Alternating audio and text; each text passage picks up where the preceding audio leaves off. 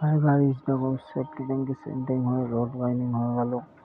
এই দেখো সেফটি ট্যাঙ্কি ম্যানুয়ালের মুখ রাখা আছে, কাঠ দিয়ে করা আছে ম্যানুয়ালের মুখগুলো। এই দেখো একটা দুটো, এই দেখো পাশাপাশি তিনটে করা আছে।